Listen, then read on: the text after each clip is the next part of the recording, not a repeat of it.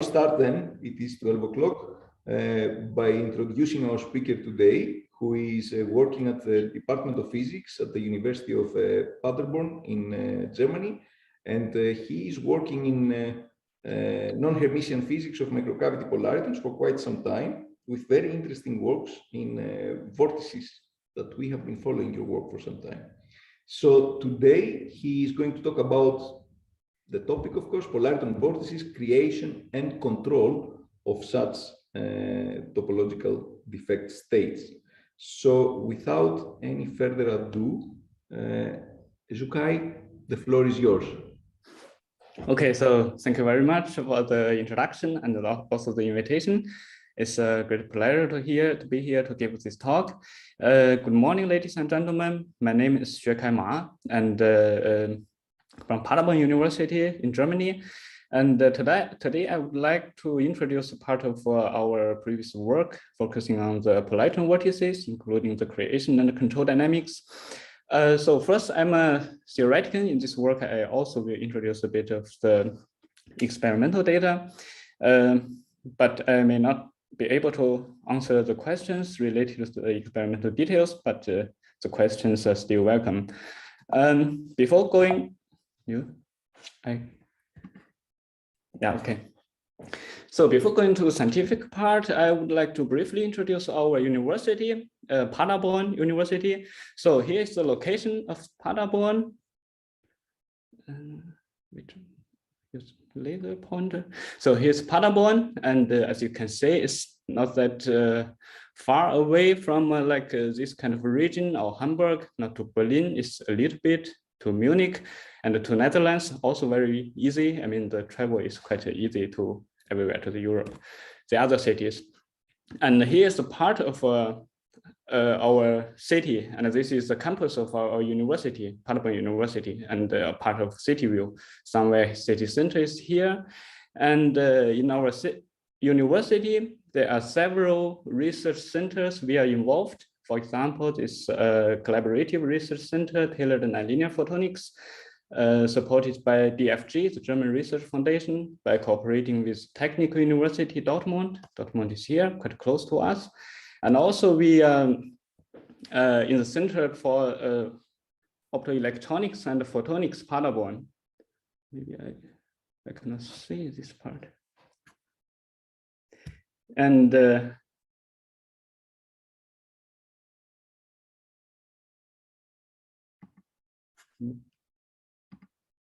yeah, it's getting better. And also a part of a newly founded Institute for Photonic Quantum Systems. So here is our group photo. We have a lot of members here, but not all of us work in the field of polariton physics. Here I highlight the polariton group, who's working in the field of nonlinear polariton physics, and here also two other research directions, quantum optics with quantum dot, and also photophysics of organic semiconductors. And I was a postdoc here, and recently I'm promoted to a junior research group leader, but unfortunately we don't have the group photo at the moment. So this is the outline of my talk today. I divided this into 4 parts. The first part, introduction, and third part, and second part and third part with the main part. And I simply in this talk, I divided these 2 kinds of vortices into 2 groups, these vortices. For example, the first one is, I call it non-localized vortices. And I will introduce the formation and manipulation dynamics of such kind of vortices. And generally, these vortices always appear as vortex-antivortex pairs. And the other one is, I call it localized polariton vortices. This localized one always have a ring shape and confined in the middle of the pump. And I will also introduce the creation and the switching dynamics of this kind of vortices. And then conclusion part. So now introduction, I will briefly go through this introduction. I think you are experts in this field, already know what's exciton polaritons. So an exciton polariton, so we know in a semiconductor microcavity, an electron could be excited from the valence band to the conduction band, forming an exciton, and a near resonant photon can strongly couple with this exciton, forming a new quasi-particle state. It's known an exciton polariton. But strong coupling is very hard to be achieved in a bulk medium. then this strong coupling could be achieved in a planar semiconductor microcavity. So here's the quantum wire in the microcavity, which contains the excitons and with only the in-plane motion. So in this case, the excitons could strongly couple with cavity photons, which perpendicularly propagate. And due to the strong coupling, we can see the normal mode splitting here. For example, this dashed parabola is the cavity photon mode, and the dashed straight line is the quantum wire exciton mode. Due to strong coupling, we can see the normal mode splitting at this position, and then two Polariton branches are formed, the upper Polariton branch and the lower Polariton branch. So I also would like to introduce some very typical properties of Polaritons, why our system are interesting and very rich physical phenomena. So first, they have small effective mass. It's around 10,000 times smaller than the free electron mass, and also long coherence with lifetime around roughly from 1 to 100 picoseconds. Which depends on the quality of the microcavity, and they are bosonic quasiparticles. So in this case, we can see the condensation of Polaritons, and they are strong and show strong nonlinearity. So we can study the nonlinear phenomena in this system as well. Polaritons is very interesting because it can be excited both resonantly and non-resonantly. Resonant excitation means we have the pump frequency close to the Polariton resonance, close to this region. So non-resonant excitation, we mean the pump has the energy far above the exciton resonance. For example, here, have a higher energy, then this pump could excite all the particles or carriers to the higher energy state and then relax really fast to the lower Polariton branch here, so by phonon emission. And in this region, Polariton-Polariton interaction will force one go to the highest energy state with high K and one going to the lower energy state, close to K0. So in this case, after when the pump intensity is above the threshold, we can see the microscopic occupation of the Polaritons at the ground state. So here, K0. And here is observation of Polariton condensation. Below the threshold, we can see the parabola when the pump reaches the threshold, we can see the condensation happens here. And what's important is as pump intensity increase further, we can see the energy blue shift if we compare these two, confirming the strong linearity, repulsive one. So the dynamics of Polaritons could be described by, and another excitation could be described by this Gross-Pitayevsky equation. It's also known as nonlinear shading equation in nonlinear optics, the quite similar form. So if we have looked at this equation, so the dynamics of the Polariton condensates could be described by these terms. So this is dispersion or kinetic energy. If we consider the condensate close to the bottom of the lower Polariton branch, here's the parabola, the dispersion.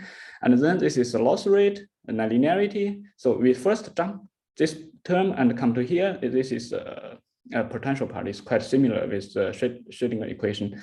And this E is resonant excitation, means if we have a laser here, then we can excite resonantly the Polaritons. And what's important in our system is this part, this N. N is the reservoir density. This reservoir density is can be described, the dynamics of the reservoir density could be described by the second equation. If we have resonant, non-resonant pump here, and this pump will excite the reservoir, and then some reservoir will decay, and some reservoir will excitant from the reservoir will compensate the condensates. And on the one hand, if we have look at this term, this reservoir will provide the gain, which compensates the loss in this system. On the other hand, GR times N, so behaves like a potential part term in this equation. That's why we call it optically induced potential or reservoir potential to distinguish this one. Normally we can call it external potential or fabricated potential. So in our work, we just simply change this excitation pump by different excitation manners, and then change this excitant reservoir to check the dynamics of Polariton condensates. This is in scalar model. If we consider the spinor model, so the polarization of the pseudo spin of Polaritons, we could also have this kind of wave function considered spin polarization. In some cases, if we have TTM splitting in our system, we could also plus another term like the spin orbital interaction term. So we are really interested in the vortices. So a vortex is defined as a region in a fluid in which the fluid rotates around an X line with a spiraling or circle motion. So here are some spiraling vortices in the nature. For example, the galaxy vortex, like a black hole in the middle, or the wind vortex, like typhoon shape, or the water vortices. The vortices could be also created artificially. For example, the smoke vortices, a smoke vortex, or an optical vortex. So in the lab, it's quite easy to realize this optical vortex. For example, we have fundamental mode here. Then we put a phase modulator in front of this beam. We can generate the phase singularity, and the phase distribution in this way, either clockwise rotation or counter-clockwise rotation. And these two will correspond to the topological charge of the vortices. For example, +1 or -1, depending on the circulating direction of the particles.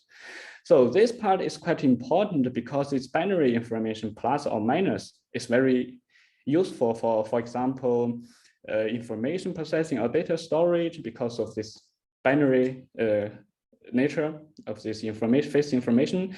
So that's why these vortices are widely studied in condensates, for example, in atomic condensates, how to create such kind of vortices. At the beginning, we have the condensate here.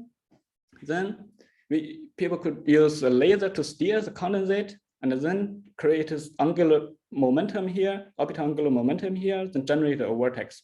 If people steer faster and faster, one can say the 2 vortices, 3 vortices, or even 4 vortices could be created. This is in atomic condensates.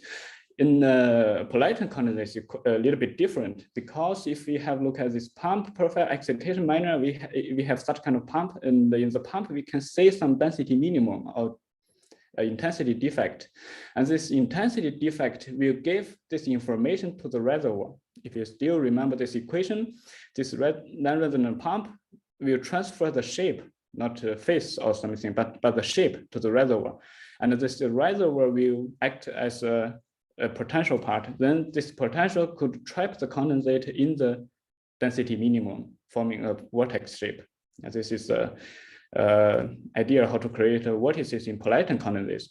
Following this idea, we just try to modulate our pumps to excite different types of vortices. For example, the non-localized vortices, we're starting from the simplest one. This one means we have homogeneous excitation. If our pump is homogeneous and we just put this pump on the sample, we can create some vortices in general. This is because of the initial phase defect of the nonlinear or non-equilibrium nature of polaritons during the condensation. So we always create some vortices in the calculation, but this is a numerical calculation. So we always create some vortices, and these vortices and anti-vortices, they also have interaction, which means in this window, as time evolves, the vortices are not spatially pinned. They are moving all the time due to the interaction. So later, if we're thinking about this pump, so we use 2 same pump, but with different incident angles. For example, they are opposite. Then we can create such kind of a modulated pump distribution. But if we have 4, the other 2 in y direction, then we can create an optical lattice. And this lattice, of course, we will first create the similar distribution of the condensate. If we have a look at the background, it's also the lattice shape. And in this case, the lattices could confine the vortices in the spatialized lattice set. For example, here, here, here. But this lattice set is really random because we starting always from noise in the experiments, always some fluctuation is not controllable. So then we find a method to control this vortices because we would like to manipulate to like the vortices could be used for some, for example, information in the application also.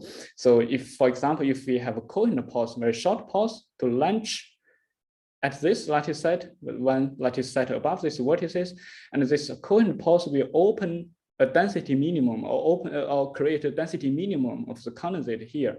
Then the confinement from the upper position of these vortices will become weaker. Then these vortices will be released then come to the upper lattice side.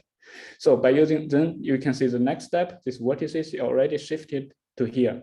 If we launch the pulse here, the vortices could be also shifted to here and then to here. It doesn't matter how far away, we can just put pulse here, here, here, and to get the vortex to the position we want. So this is due to the two-dimensional confinement of the pump.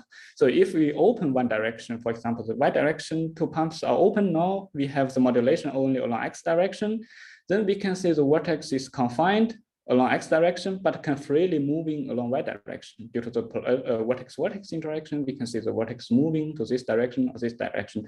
But what is important here is if we only have a single vortex, so without any interaction with other vortices, no opportunity, then these vortices become spatially pinned. So following this idea, so we try to manipulate these vortices in such kind of pump configuration. This is a pump with periodical distribution along ratio direction and also several with finite number of concentric rings. And this pump also creates a similar condensate density in this, for example, here. So in this case, if we put a vortex here, something will happen. So for example, if the vortex with topological charge is minus, then this vortex will propagate or circulate in this orbit in this way. If the vortex carrying a plus topological charge, then this vortex will propagate or circulate clockwise.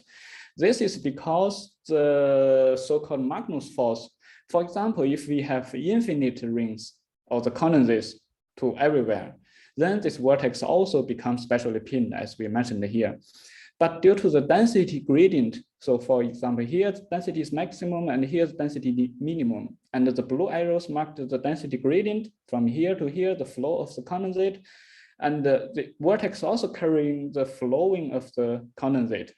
If clockwise rotation with topological charge minus, then we can see the upper position, this region, the condensate flow much faster than here. So here the condensate, the vortex will feel less pressure. The vortex could be forced to propagate towards this arrow, and then due to the confinement of this optical lattice, and this vortex will travel clockwise, and otherwise, on the other hand, the plus charged vortices will circulate towards this direction. This is a circulation of the vortices in our pump configuration.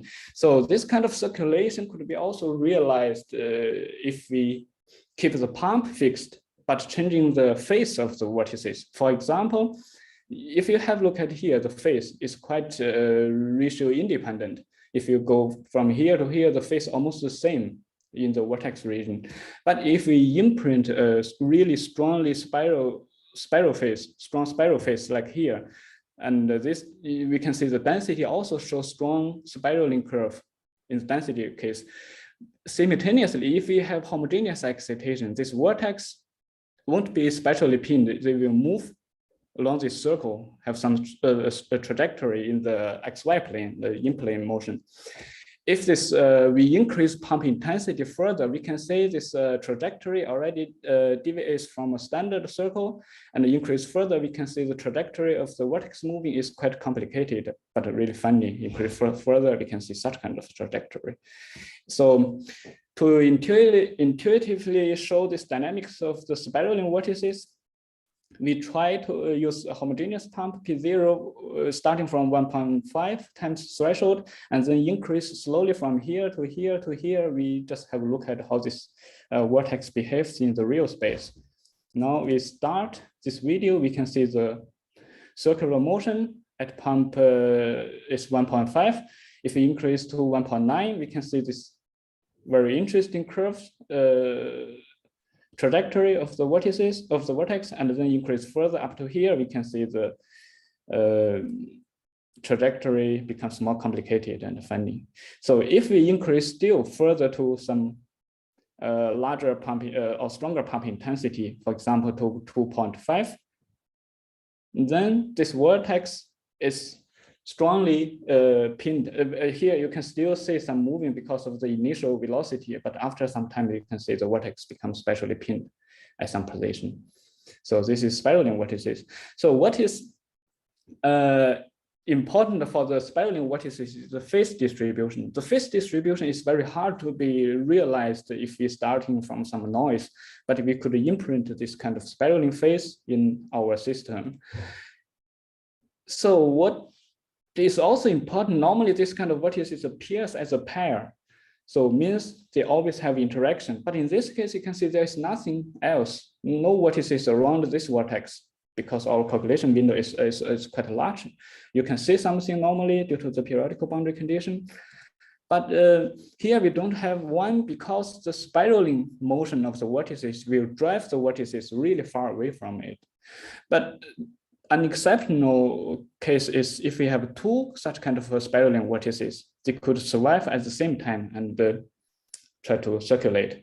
And if you have 3, 4, and even 8, we can see the number of vortices is 8, and the total topological charge is also 8. But for this one, we have spiraling vortex and the spiraling anti-vortex. So you can see the total topological charge then is 0. We could also have a look at this video, how this vortex behaves as time evolves.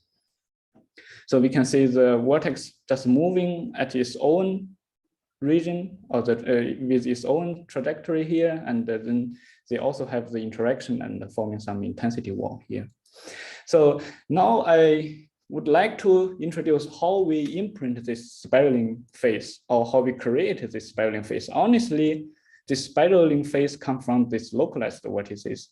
So which means we create ring-shaped vortex and then change suddenly the pump to the homogeneous one, then this vortex will automatically jump to this state. So now I would like to introduce the creation and also the switching dynamics of these localized vortices with a ring shape. So generally, this ring shape vortices could be created by a ring shape pump, because let's have a look at this equation again. We have a ring shape pump. This pump also transfers the ring shape to the reservoir. Then we have a 2-dimensional parabolic potential. In this potential, we have the eigenstates, double dipoles, and then we have the combination can form a vortex. So in this case, what's important if we starting from noise or during the excitation or in the experiments, there are also fluctuation from the laser also as an excitation manner, then we could create a vortex with clockwise rotation or counter-clockwise rotation. It's not controllable. Of course, if we have imperfection of the sample or the pump, we can create a predefined vortices. But normally, if everything is smooth, we could either create a clockwise rotating vortex or counter-clockwise rotating vortex. If we really would like to use a topological charge to do some application, then the switching between them will become very important. So in the previous study, was the main idea to switch or create a predefined vortices is to break the central symmetry of the system. For example, one can use the chiral lenses to create a specialized vortices, predefined vortices. And we also tried to use an elliptic pump to break the central symmetry of the system. Then we could also create the vortices with specific topological charge. For example, the vortices here and here, they have the same topological charge. Here and here have the same topological charge, and here, these two regions, the vortices have different topological charges. We also thought about use vortex control vortex. For example, if we have some potential channels, we could create vortex, and this vortex will also influence the vortex created here. Or phase-locked vortices, if we have two vortices, they could either have the same topological charge or opposite topological charge, depending on the separation of the vortices. We could also have 3 vortices to create synchronized vortices. This is a vortex control, but if we really would like to use one vortex or during the excitation, we would like to switch these vortices, then this kind of control may not be efficient. Then we come to another idea, how to break the central symmetry of the system. The idea is here, we have the sample, we have ring shape, for the creation of the vortex. And then we have additional pulse to control the reservoir, and then consequently control the dynamics of the condensates trapped in this potential. For example, if we only have the ring-shaped pump here, a vortex is created with topological charge 1, with counterclockwise rotating.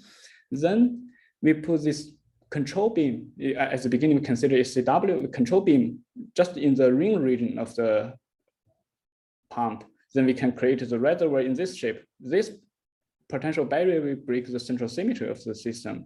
Then if we have a look at the dynamics of the condensate or the vortices, you can see the oscillation of the orbital angular momentum between 1 and -1. So means we have this oscillating of the vortices clockwise and counterclockwise. They oscillate persistently. If we take a look at several real space image, we can see at this point from +1, then come to here, figure B, we can say it's stopped. We cannot see any current anymore because of the appearance of this barrier.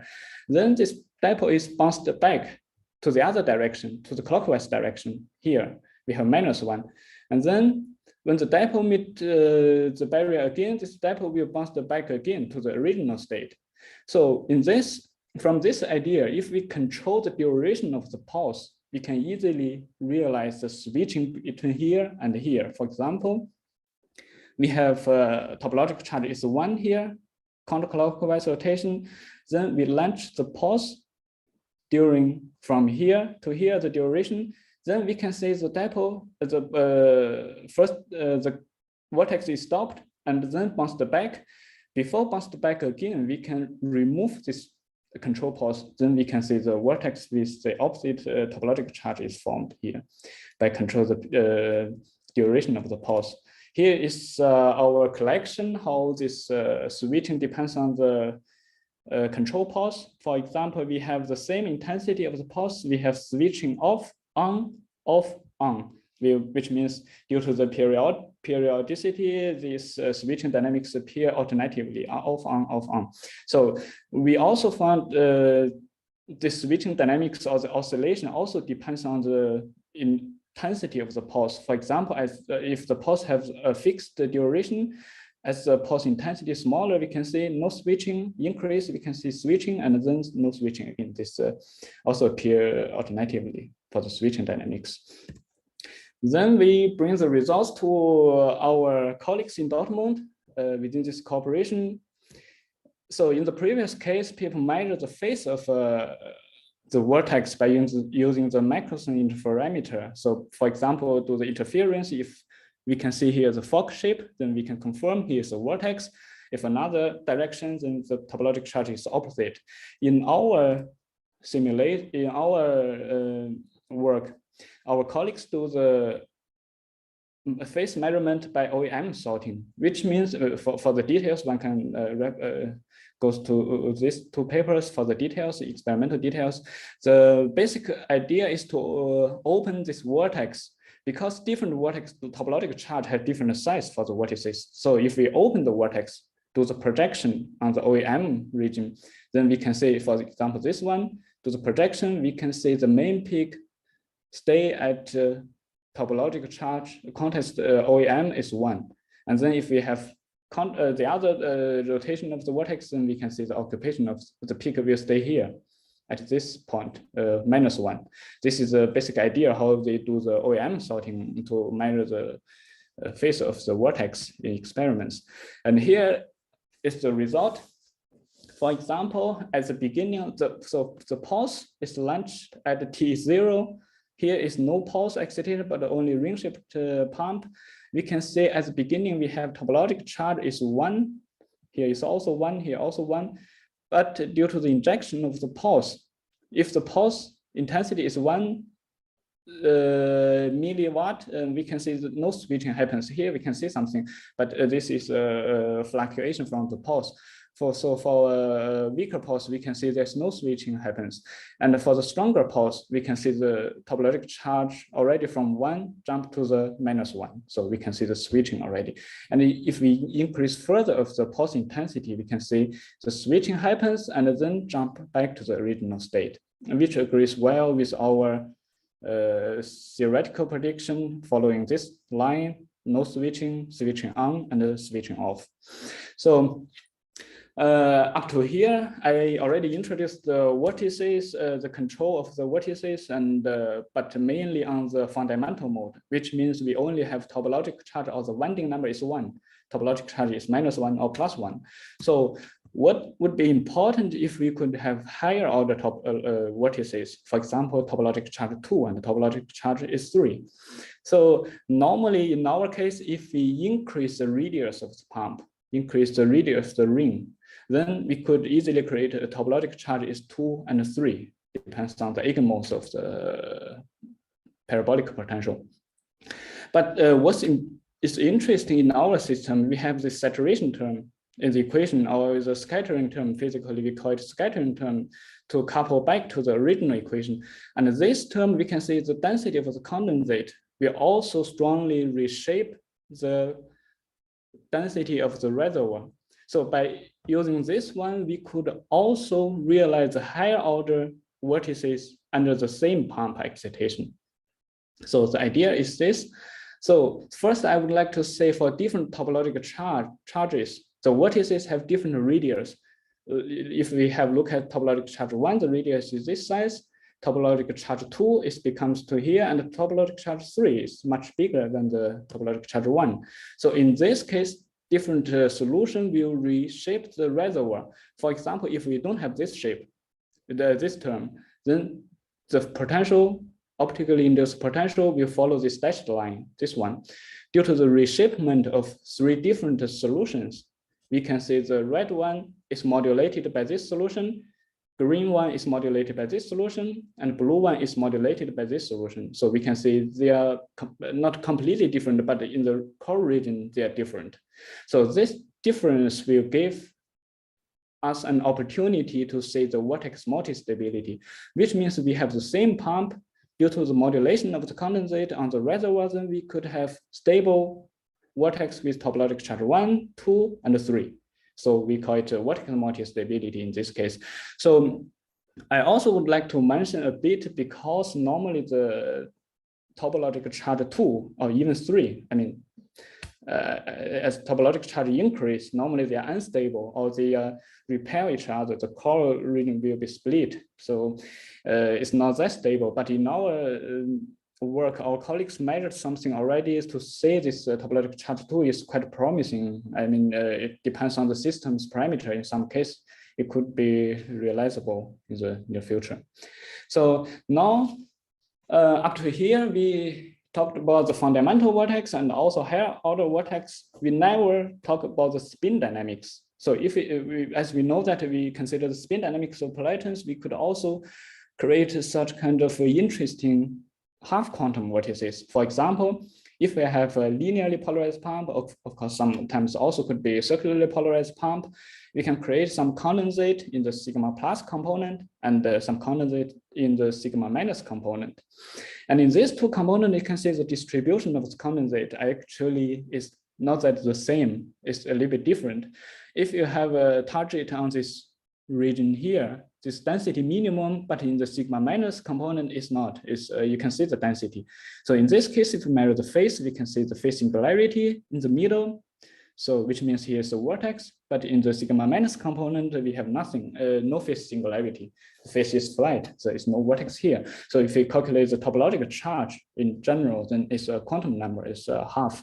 It's not an integer number anymore. So in our case, we also try to create the half quantum vortices, but with localized shape, with a ring shape. We still using this configuration, a microcavity excited by the ring shape pump, but then we use linearly polarized pump. And this linearly polarized pump will simultaneously excite the polaritons in both sigma plus and sigma minus component. But what's interesting is we could create a vortex in the sigma plus component, but a non-vortex state or fundamental mode in the sigma plus component. So what is quite interesting, because normally if we have a TTM splitting or the spin-optic interaction in the system, we create a vortex in the sigma plus component and generally a minus a vortex with opposite topological charge in the other component, but they have the same energy normally. But in our case, we can see sigma plus component, we have vortex, the energy is here, the frequency, but for the fundamental mode, it has a lower energy. So which means the half vortices have a lower energy than the standard spin vortices or the full vortices in two components. The other very interesting dynamics for these half vortices is the polarization in the core region of the vortices. For example, this vortex, we have a topological charge here, then no density in the middle, but fundamental mode, we can see a clear intensity peak in the middle. So if we calculate the polarization in the middle of the condensate in total, then we can have either the circularly polarized condensate or or the other one, right hand or left hand circularly polarized condensate. In this case, if if we would like to measure the half vortices, then we don't need the phase information anymore. We just measure the intensity in the middle, in the core region. Is circularly left hand circularly polarized or right hand circularly polarized? Then we can confirm here's the vortex, half vortex or not.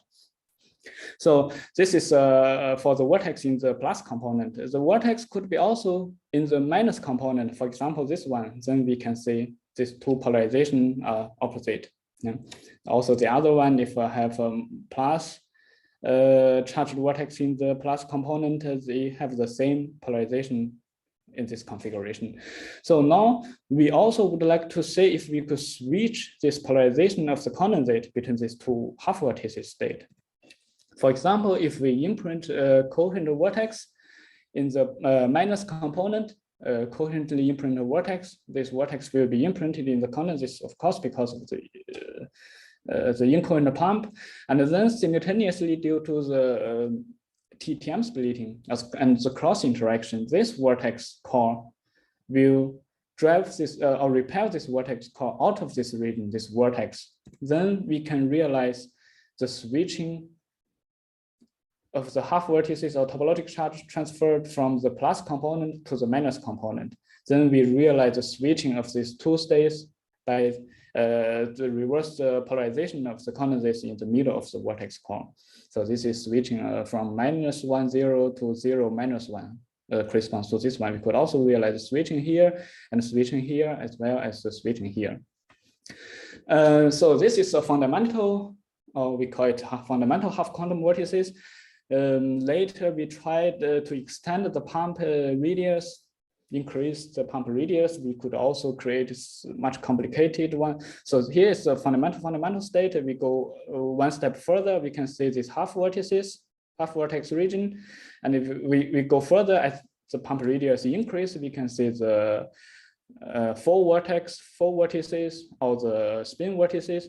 And if even we increase further, we could see topological charge 2 in one component and 0 in the other component, and so on. The different combinations depends on the radius of the pump. So now up to here, I already finished all the important part, and I would like to conclude a bit of this talk. In this talk, I introduced two kinds of vortices. One is non-localized vortices. Then we can realize spatial control manipulation, or due to the Magnus force, we can realize circulating of the vortices or completed phase information. We could also see the spiraling vortices. And for the localized vortices, we could realize the switching of topological charge by single vortex switching, or vortex phase locked vortices to realize the switching of the topological charge, as well as topological charge switching between different spin components. So at last, I would also like to thank our funding from German Research Foundation, and also the National Science Foundation of China, and also our Center for Optoelectronics and Photonics. I also would like to briefly mention that we have a PhD position available at the moment. If you have any students who are interested, there may be an opportunity. So at last, I would like to thank you very much for your attention. Thank you very much, Xuekai. Very a lot of results, very interesting talk. I'm sure there will be many questions because, as you know, our groups are working on the experimental realization of I know, yeah. States. So I will try to navigate the discussion here. So if you have a question, raise your hand. If you do not know how, just send me a message on the chat. Okay. And I see Tamsin. Please go ahead. Hi, thank you for a very nice talk. Could I ask a question about initially about slide 16? I think it was. Sorry, it's quite a way back. It's okay, no problem. 16. Yeah. Yeah, so I have a question about the central top row. So most of you have 3 small vortices appearing on the maximal of the density, and then you have a very large point at around 15 or something that's on a minima. Why is one of them so much bigger than the others? Yeah, I think this depends on the confinement of the vortex. Normally, I didn't mention here. So the vortex size is really depends on the background intensity or background density of the condensate. So as the condensate density increase, the vortex is strongly pushed, then have a smaller shape. So if you have a look at the density here, it's around 120, and here is roughly 80 or so. Then this size is much larger than this one. Okay, it's just that surely if it's got the higher density at the sides, it would confine it more. If you remember this video here, you can see as pump intensity is 1.5, this core is quite large. If we go, for example, to 2.5, this core is quite small.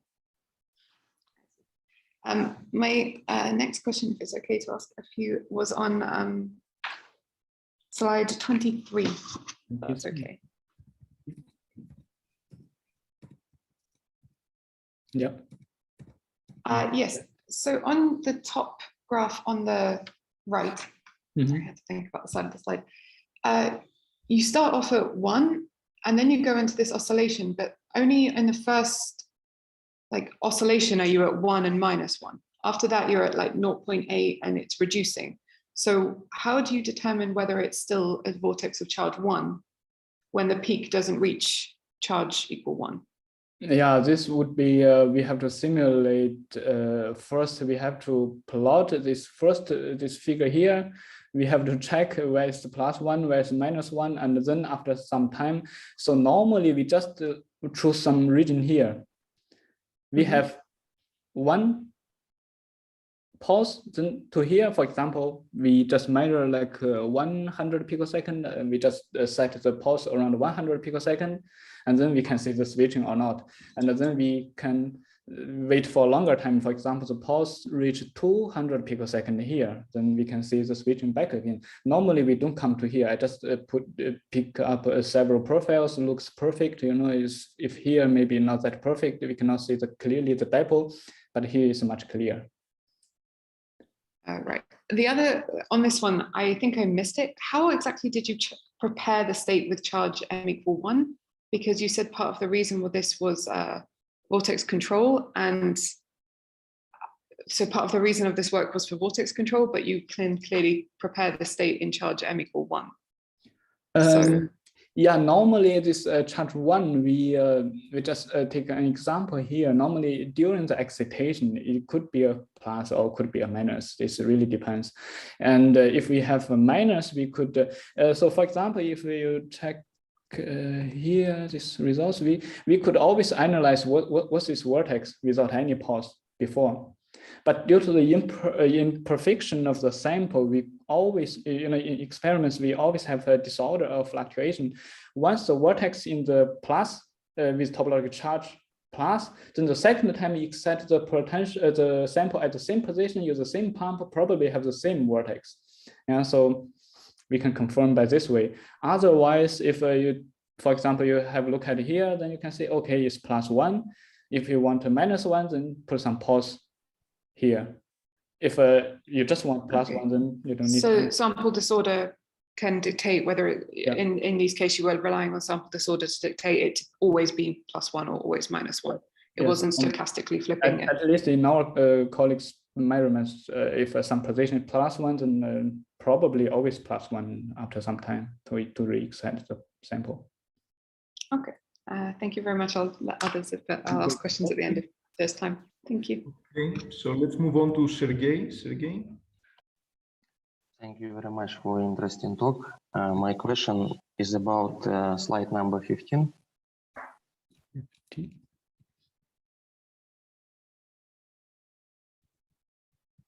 So here, I think the next 16, and yeah, the next slide. Yeah.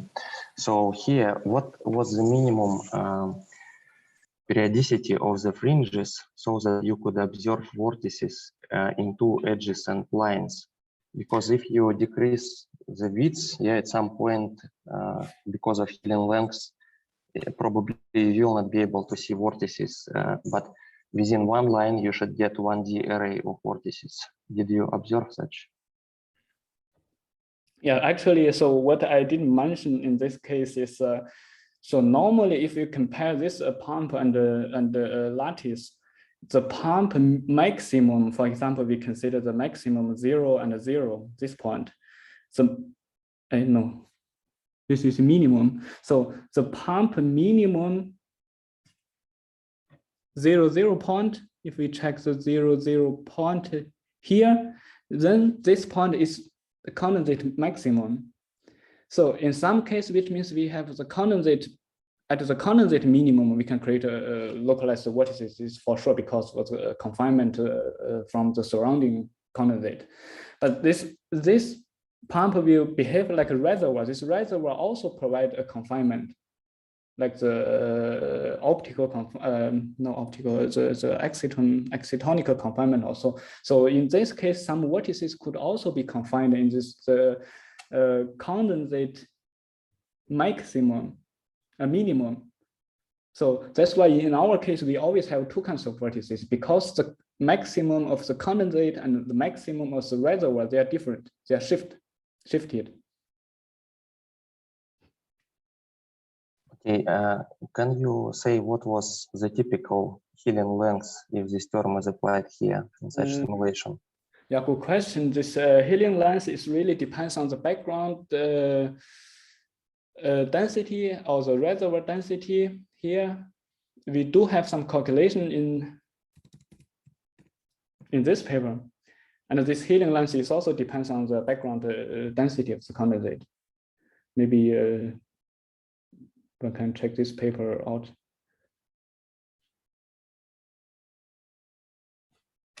Thank you very much. Thank you. Okay, let's move on to Kirill.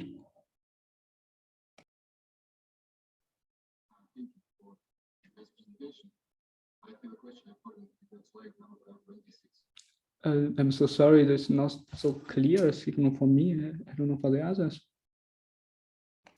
Kirill, we cannot hear you. Could you hear me now? Yeah, yes. Much clearer. First of all, thank you for your presentation. It was really nice. My question is according to the slide number 26. Mm-hmm.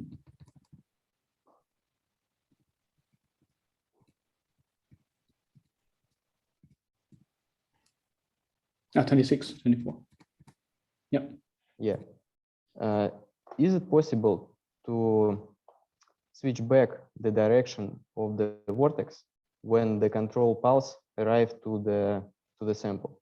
So let's say in several hundreds of picosecond, you send the same control beam, and will the vortex flips to initial charge? You mean this flipper? I can see the mouse. So if I understand correctly, so here we have as pulse intensity increase further, we can see the flip of the topological charge and then flip back. Like I mentioned, if in the sample you have the same sample geometry also, or the same excitation method, we always have +1 charged vortex formed. So in this case, it doesn't matter. So we have switched this figure 3. If you cannot see the mouse, you can see the switching here and then back to the original state. Yeah, this is for sure. But here, I would like to explain a little bit here. We have the switching happens, but due to the sample disorder or so, after some longer time, this one will also, for example, maybe here up to here, after a really long time, I forgot the time scale, but quite after some time, we measured, then this vortex also spontaneously switch back to the original state.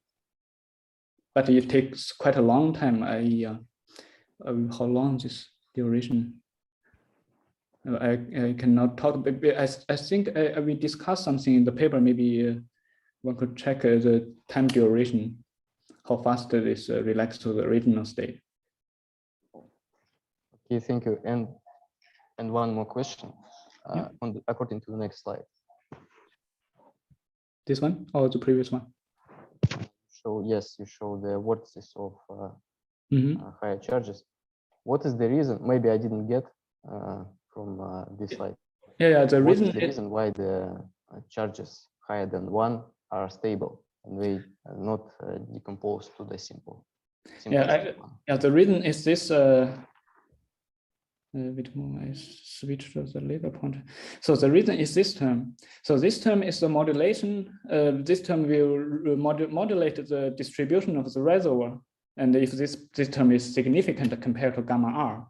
So in this case, if we don't have this case, we have the potential always fixed because the pump is fixed.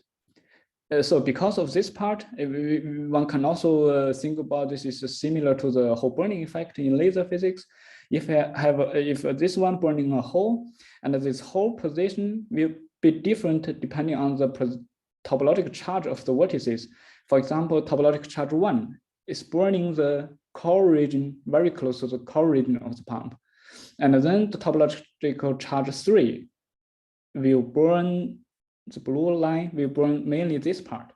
So different reshapement will give us different reservoir potential, even in the same pump.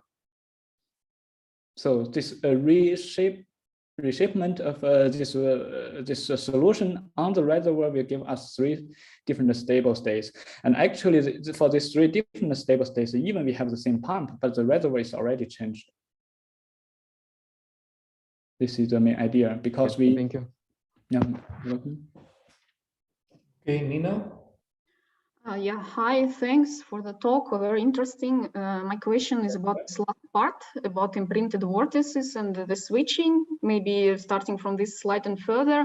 So the question is, what is the role of nonlinearity in the Gross-Pitayevsky? Because these vortices, they are optically imprinted, so their size is fixed by the pump, basically. So would all that you talked about stay the same if we remove the interaction completely, or it plays a role, and how robust are all these effects to interaction?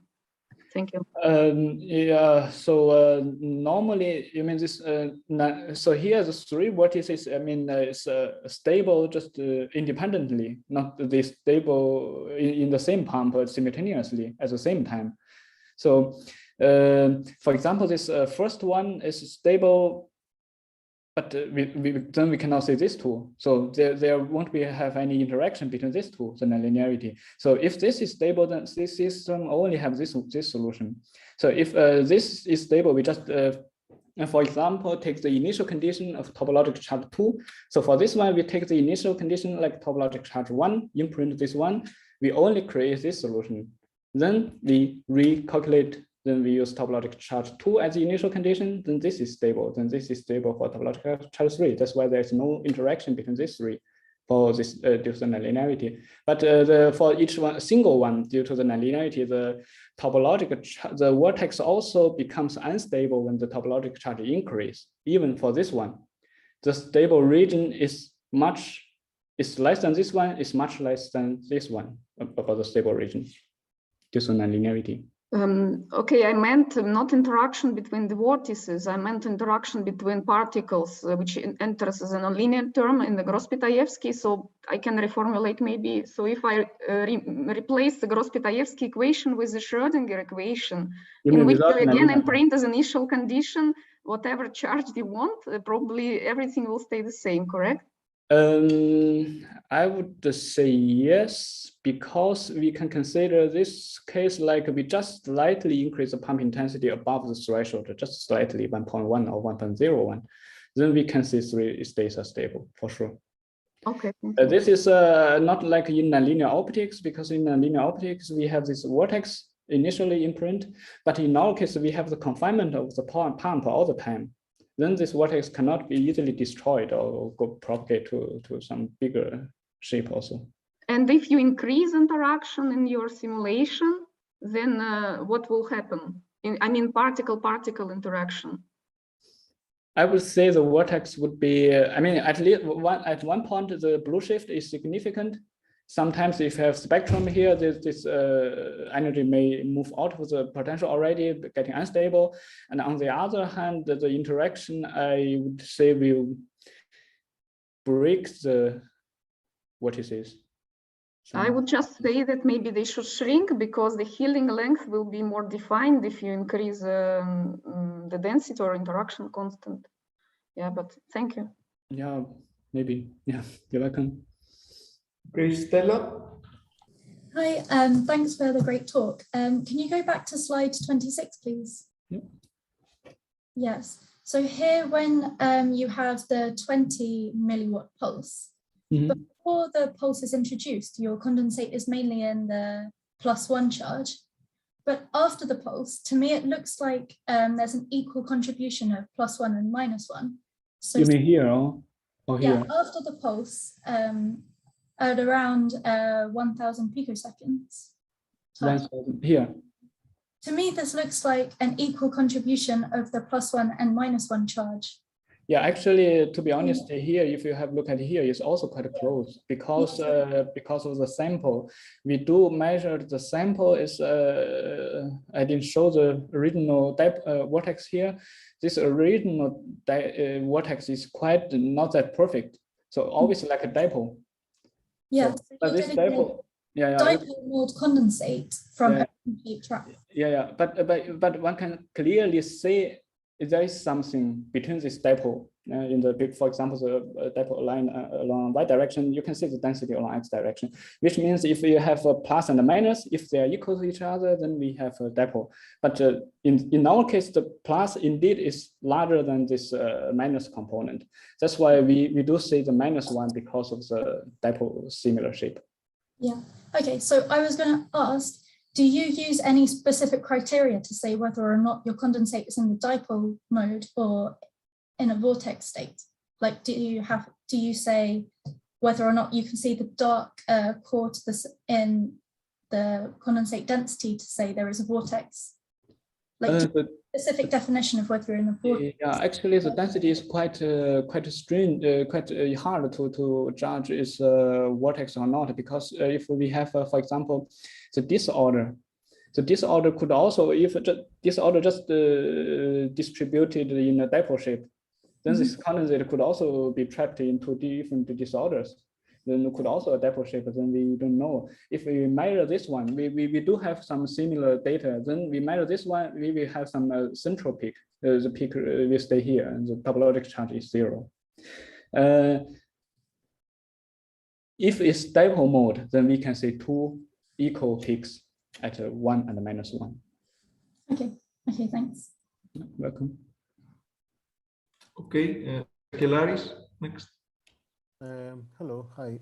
Thanks for the very nice talk. I'm not an expert in the field, but I was wondering, you mentioned that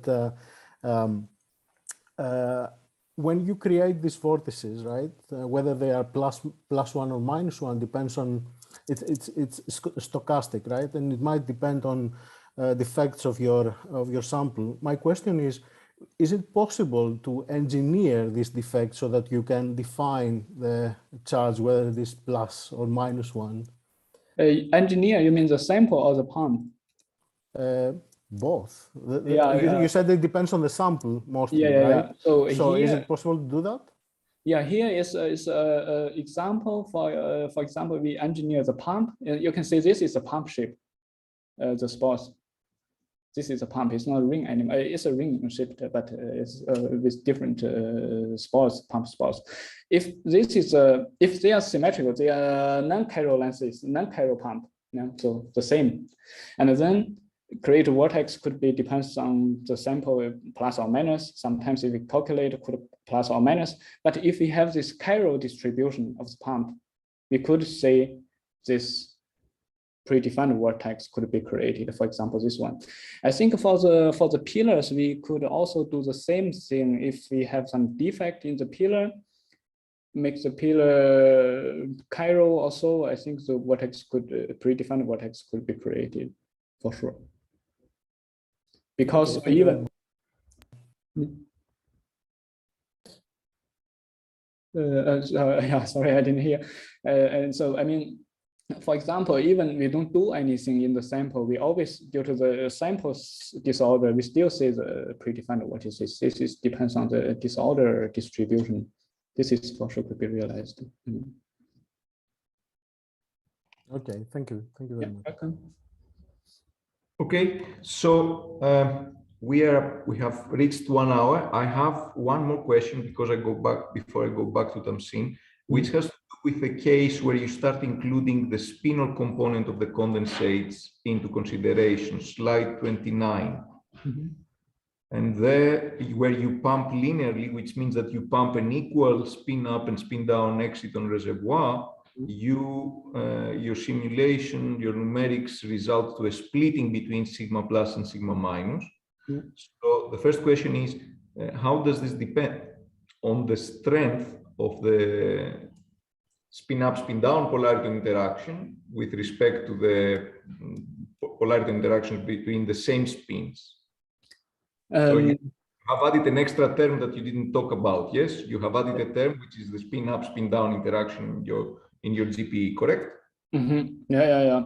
Actually, in our paper, we do discuss. We did discuss this cross interaction in our case.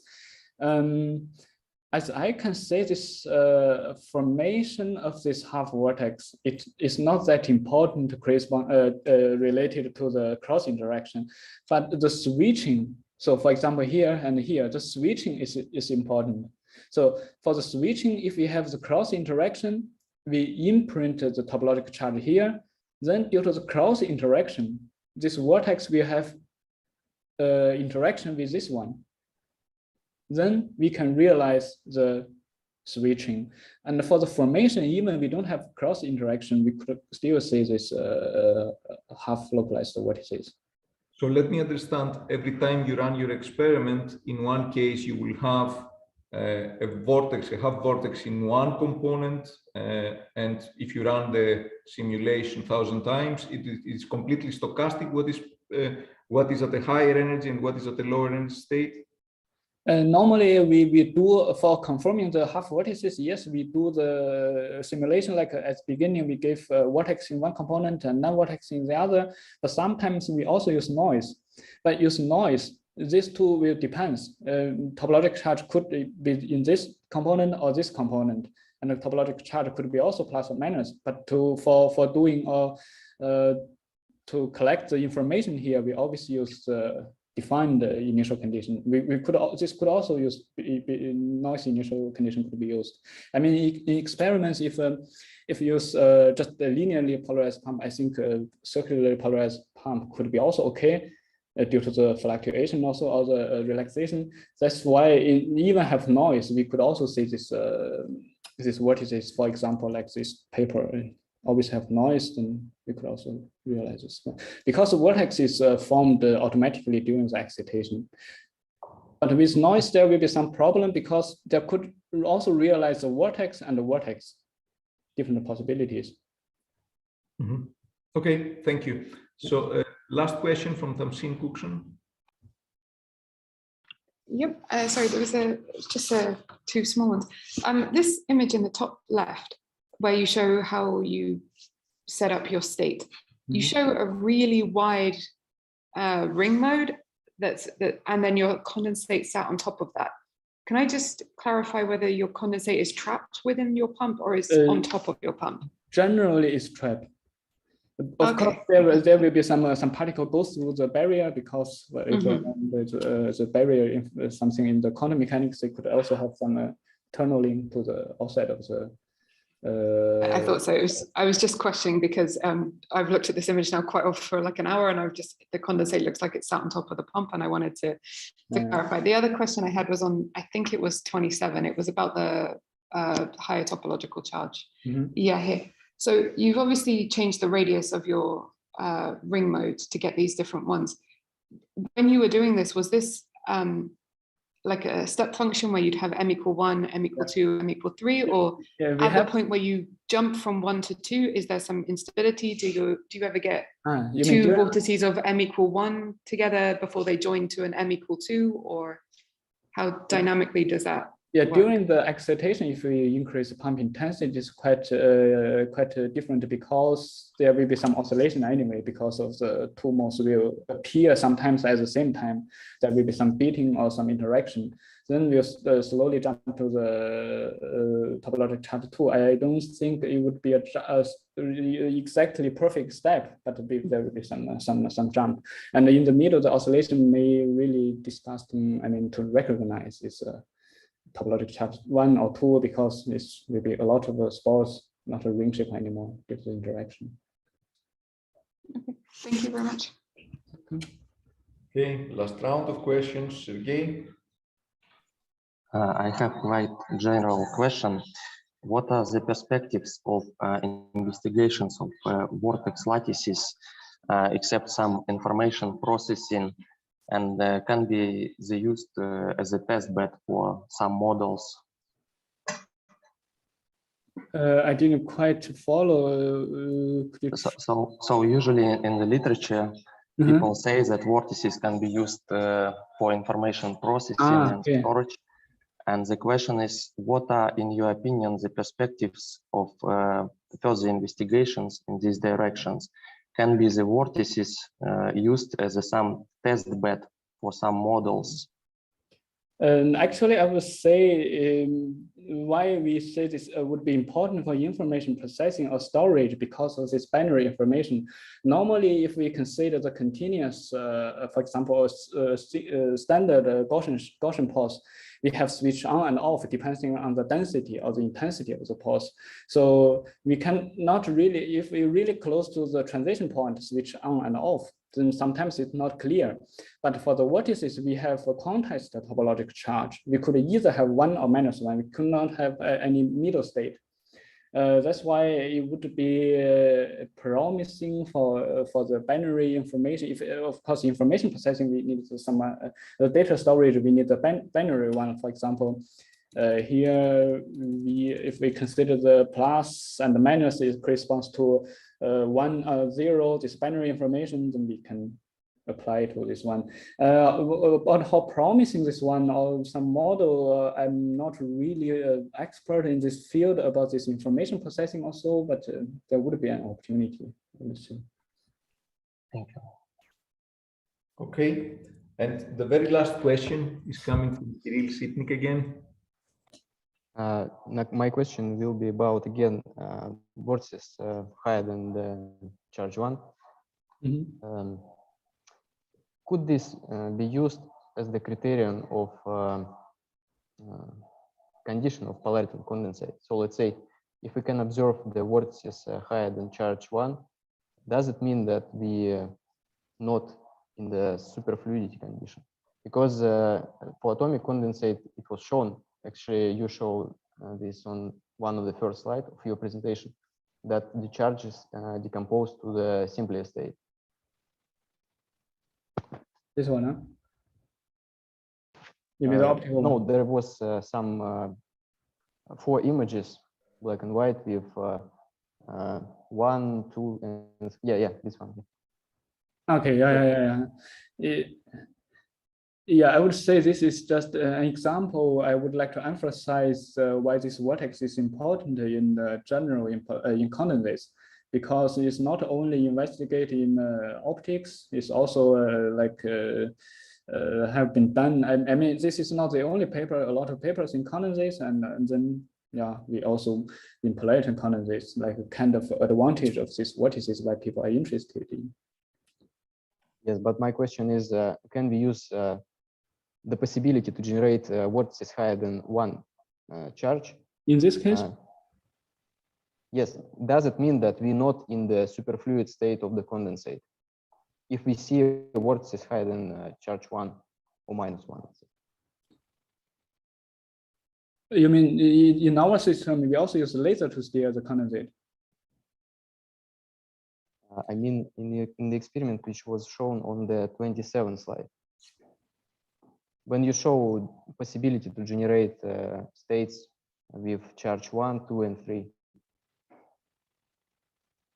Ah, okay, yeah, here. Thank you. Yeah, use the laser, I'm not sure, but